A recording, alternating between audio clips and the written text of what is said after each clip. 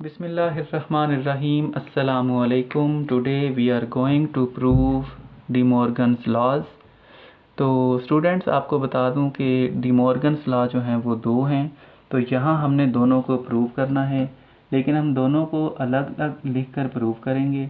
तो De Morgan का जो पहला लॉ है वो है A union B whole complement is equal to A complement intersection B complement. अब इस थ्योरम में हमने क्या करना है, हमने प्रूव ये करना है कि A यूनियन B का जो कॉम्प्लीमेंट है, यानी जो ये है वो इसके इक्वल है, या यूँ कह लें कि ये जो है ये इसके इक्वल है। तो इसको करने के लिए हम करेंगे ये कि हम इस साइड को इस साइड का सबसेट प्रूव करेंगे और फिर इस साइड को इस साइड का सबसेट प्रूव करेंगे। तो जब दो सेट्स एक दूसरे का सबसेट प्रूव हो जाएं तो इसका मतलब ये होता है कि वो दोनों सेट्स आपस में इक्वल हैं। तो यहाँ इस थ्योरम को प्रूव करने से पहले हमें कुछ चीज़ें जहन में रखनी हैं जो हमें इसके प्रूफ में हेल्प आउट करेंगी। तो वो चीज़ें ये हैं कि अगर कोई एलिमेंट किसी सेट में मौजूद हो तो वो एलिमेंट उस सेट के कॉम्प्लीमेंट में नहीं होगा। इसी तरह अगर कोई एलिमेंट किसी सेट के कॉम्प्लीमेंट में बिलोंग करे तो वो एलिमेंट उस सेट में बिलोंग नहीं करता। दो बातें ये हो गई। उसके बाद ये है कि अगर कोई एलिमेंट दो सेट्स के अगर कोई एलिमेंट दो सेट्स के इंटरसेक्शन में मौजूद हो तो वो एलिमेंट उन दोनों सेट्स में मौजूद होना लाजमी है। और इसी तरह अगर कोई एलिमेंट दो सेट्स के यूनियन में मौजूद हो तो इसका मतलब है कि वो एलिमेंट उन दोनों सेट्स में से किसी एक में मौजूद है या फिर दोनों में ही मौजूद है। और तीसरी बात ये कि अगर कोई एलिमेंट दो सेट्स के यूनियन में ना आए तो इसका मतलब ये होता है कि वो एलिमेंट उन दोनों सेट्स में से किसी में भी मौजूद नहीं है। तो ये कुछ प्रीवियस हमारे रिजल्ट थे जो हमने यूनियन और इंटरसेक्शन जब हमने किया था तो उसमें सीखे थे। और यहाँ पर भी हमारी जो एक्सरसाइज नंबर 5.1 है, 2 है, 3 है, उनमें ये चीज़ें हम यूज़ भी करते हैं। तो ये कुछ फैक्ट्स हैं, ये कुछ डिटेल्स हैं जो हमें डी मॉर्गन लॉ को प्रूव करने से पहले यूज़ करनी है। ओके जी, अब हमने इसको स्टार्ट करना है। तो इसको, इसका और फिर इसका सबसेट प्रूव करना है। तो सबसेट प्रूव करने के लिए हम क्या करेंगे, हम इसमें एक एलिमेंट लेट करेंगे और फिर ये प्रूव करेंगे कि वो एलिमेंट इसमें भी मौजूद है। ऐसा करने से क्या होगा, ये वाला सेट इस सेट का सबसेट प्रूव हो जाएगा। उसके बाद हम इस सेट में कोई एलिमेंट लेट करेंगे और शो करेंगे कि वो एलिमेंट इसमें भी मौजूद है। और इसका मतलब क्या होगा कि ये वाला जो सेट है वो इस सेट का सबसेट है। तो जब ये दोनों सेट्स एक दूसरे के सबसेट हो जाएंगे तो हम ये कह देंगे कि ये दोनों सेट्स आपस में सेम हैं, इक्वल हैं, और यही हमारा प्रूफ कंप्लीट हो जाएगा। ओके जी, स्टार्ट करते हैं। तो सबसे पहले हम लिखते हैं लेट एक एलिमेंट x है वो बिलोंग करता है A यूनियन B कॉम्प्लीमेंट में। अब जैसा कि मैंने शुरू में बताया था कि अगर कोई एलिमेंट किसी सेट के कॉम्प्लीमेंट में होगा तो वो एलिमेंट उस सेट में नहीं हो सकता। तो इसका मतलब ये हुआ कि अगर x बिलोंग करेगा A यूनियन B के कॉम्प्लीमेंट से तो फिर x बिलोंग नहीं करेगा A यूनियन B में। ठीक है जी, x A यूनियन B के कॉम्प्लीमेंट में है, इसका मतलब है जो x होगा वो A यूनियन B में नहीं होगा। अब जब x A यूनियन B में नहीं है तो इसका मतलब ये है कि x जो है वो A में भी नहीं है एंड B में भी नहीं है, क्योंकि अगर कोई एलिमेंट दो सेट्स के यूनियन में ना हो तो इसका मतलब होता है वो एलिमेंट उन दोनों सेट्स में नहीं है। जिस साथ में हम इम्प्लाइज दैट लगाते जाएंगे। ओके, जब x A में नहीं है तो इसका मतलब ये है कि x जो है वो A के कॉम्प्लीमेंट में होना चाहिए। तो x belongs to A complement. इसी तरह जब हम ये कहते हैं कि जो x है वो b में नहीं है, इट मीन्स कि जो x है वो b के कॉम्प्लीमेंट में है। अब यहाँ तक बात क्लियर होगी कि जो x है वो a कॉम्प्लीमेंट में भी है और b कॉम्प्लीमेंट में भी है। तो जब x a कॉम्प्लीमेंट में भी हो और b कॉम्प्लीमेंट में भी हो, तो इसका मतलब ये होगा कि वो जो x है वो a कॉम्प्लीमेंट और b कॉम्प्लीमेंट के इंटरसेक्शन में भी लाजमी होगा, क्योंकि x a कॉम्प्लीमेंट में भी है, b कॉम्प्लीमेंट में भी है। अगर कोई एलिमेंट दो सेट्स में आ जाए तो वो एलिमेंट यकीनन उन दोनों सेट्स के इंटरसेक्शन में भी होता है। तो जो x हमने बिलोंग किया था a यूनियन b में, तो वो एलिमेंट बिलोंग कर रहा है a complement intersection b complement में। तो इसका मतलब ये हुआ कि इस सेट के तमाम एलिमेंट्स इसमें मौजूद हैं, लिहाजा हम कह सकते हैं कि a यूनियन b का जो कॉम्प्लीमेंट है वो एक सबसेट है a complement intersection b complement का। तो ये हमारा हो गया एक रिजल्ट। अब हमने प्रूव करना है कि ये वाला जो सेट है वो इसका सबसेट है, तो लिहाजा अब हम इसमें एक एलिमेंट लेट करेंगे और शो करेंगे कि वो इसमें भी मौजूद है। तो यहाँ पर हम दोबारा लिखेंगे लेट। पहले हमने x लेट किया था, अब हम y लेट कर लेते हैं। तो अब हम लिखेंगे कि y जो है वो बिलोंग करता है a complement intersection b complement में। तो जब y a कॉम्प्लीमेंट और b कॉम्प्लीमेंट के इंटरसेक्शन में है, तो इसका मतलब ये है कि y a कॉम्प्लीमेंट में भी होगा एंड b कॉम्प्लीमेंट में भी यकीनन होगा। ओके, तो जब y a कॉम्प्लीमेंट में है तो ऑब्वियस सी बात है कि जो y है वो a में नहीं हो सकता।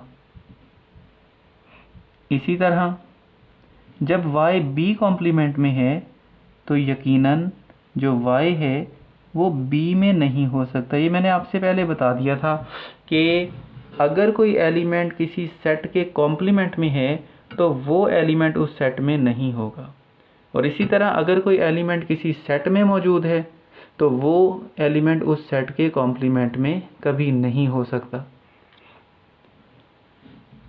ओके, तो अब जब y a में नहीं है और y b में भी नहीं है, तो ऐसा एलिमेंट जो दोनों सेट्स में ना हो, तो वो एलिमेंट उन दोनों सेट्स के यूनियन में भी नहीं हो सकता।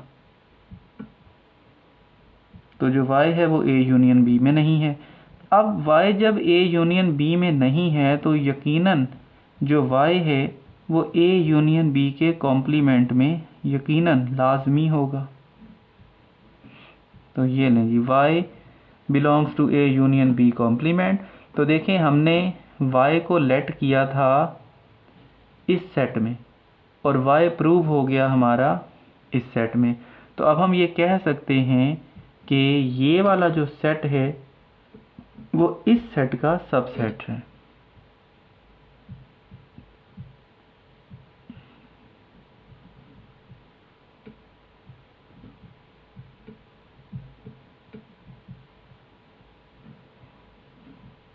तो ये लें जी, इसका सबसेट हो गया। ये हमारा दूसरा रिज़ल्ट आ गया। तो जितनी मैंने आपको पहले तशरीह बताई थी कि हमने एक सेट को दूसरे का और दूसरे को पहले का सबसेट प्रूव करना है, वो हमने कर दिया। तो जब एक सेट दूसरे का सबसेट हो जाए और दूसरा सेट पहले का सबसेट हो जाए, तो इसका मतलब ये होता है कि वो दोनों सेट्स आपस में सेम हैं। तो आगे हम लिख देंगे फ्रॉम इक्वेशन 1 एंड 2। ठीक है जी, from equation 1 and 2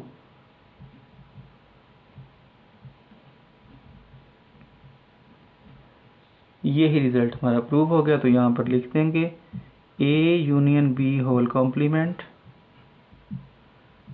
is equal to a complement intersection b complement. तो ये था जी हमारा डी मॉर्गन का पहला लॉ। तो एक बार फिर आपको समराइज़ करता चलूँ कि यहाँ पर हमने इस सेट को इसके इक्वल प्रूव करना है, और ये काम करने के लिए हमने इस सेट को इसका और इस सेट को इसका सबसेट प्रूव करना है। अब इसको इसका सबसेट प्रूव करने के लिए हम क्या करेंगे, इसमें कोई एलिमेंट लेट कर लेंगे और शो करेंगे कि वो एलिमेंट इसमें भी मौजूद है। उसके बाद हमने इसको जब इसका सबसेट प्रूव करना है तो वही पहले वाला तरीका होगा, हम इसमें एक एलिमेंट लेट कर लेंगे और प्रूव करेंगे कि वो एलिमेंट इसमें भी मौजूद है। ये हमने इसमें लॉजिक यूज़ करनी है। और उससे पहले आपको कुछ मैंने बातें बताई थी, एक बार फिर बता देता हूँ। अगर कोई एलिमेंट किसी सेट में होगा तो वो एलिमेंट उस सेट के कॉम्प्लीमेंट में नहीं होगा। इसी तरह अगर कोई एलिमेंट किसी सेट के कॉम्प्लीमेंट में होगा तो वो एलिमेंट उस सेट में मौजूद नहीं होगा। उसके बाद हमने देखा कि अगर कोई एलिमेंट दोनों सेट्स में मौजूद होगा तो वो एलिमेंट उन दोनों सेट्स के इंटरसेक्शन में भी आ जाएगा। और इसी तरह अगर कोई एलिमेंट दोनों सेट्स में नहीं होगा तो वो एलिमेंट उन दोनों सेट्स के यूनियन में भी नहीं आएगा। तो ये थी हमारे इन थ्योरम्स को या लॉज को प्रूव करने की लॉजिक्स। तो पहला जो लॉ है वो कंप्लीट हो गया, आप इसको नोट डाउन कर लें और इसके बाद हम अपने दूसरे लॉ की तरफ मूव करेंगे। ओके जी, दूसरे लॉ की इक्वेशन हमारे सामने है, तो इसको सेम उसी तरीके से हम करेंगे।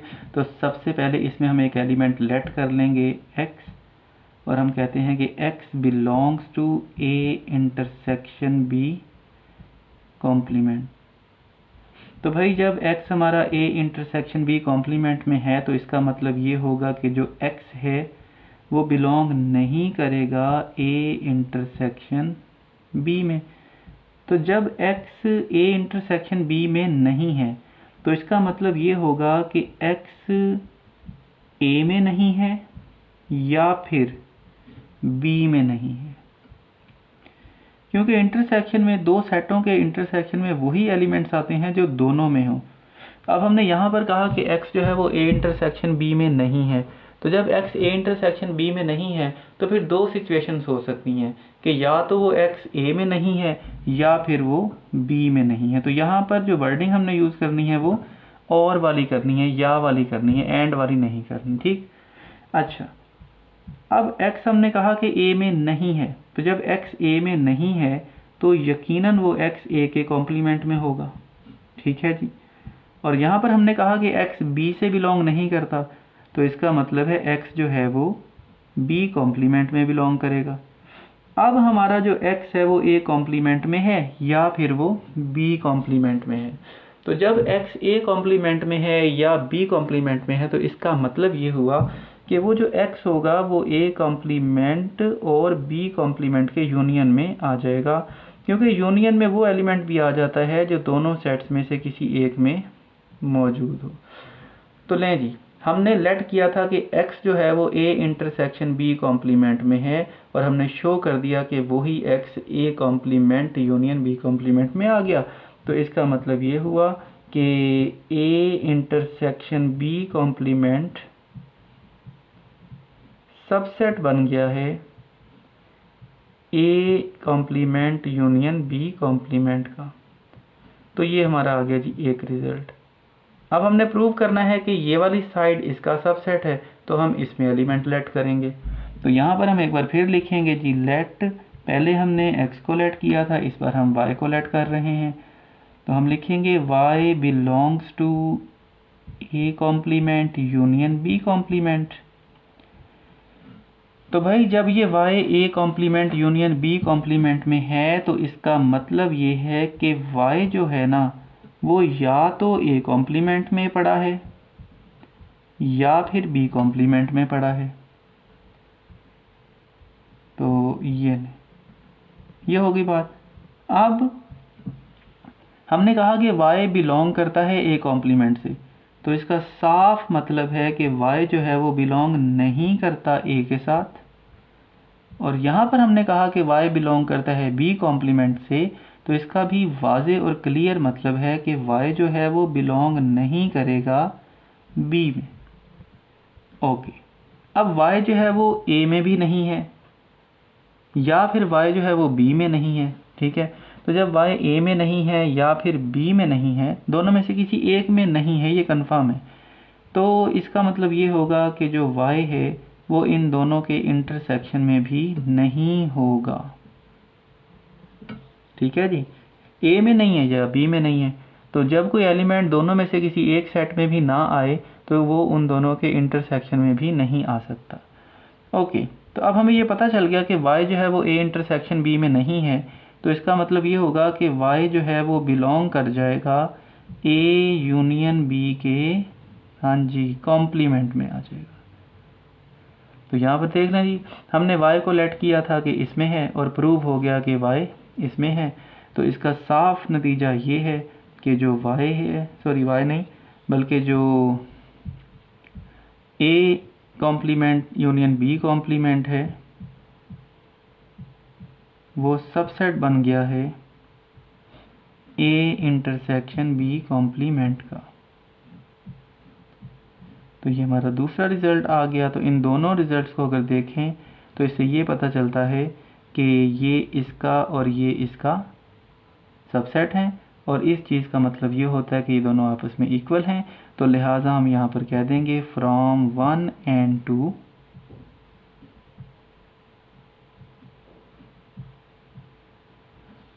This one a intersection b complement is equal to a complement union b complement. Okay जी, तो ये थे हमारे डी मॉर्गन्स लॉ। पेपर के पॉइंट ऑफ व्यू से काफ़ी इम्पोर्टेंट हैं, एज अ लॉन्ग आपसे पूछे जा सकते हैं, तो इनको थोड़ी सी मेहनत करके प्रिपेयर ज़रूर कीजिएगा।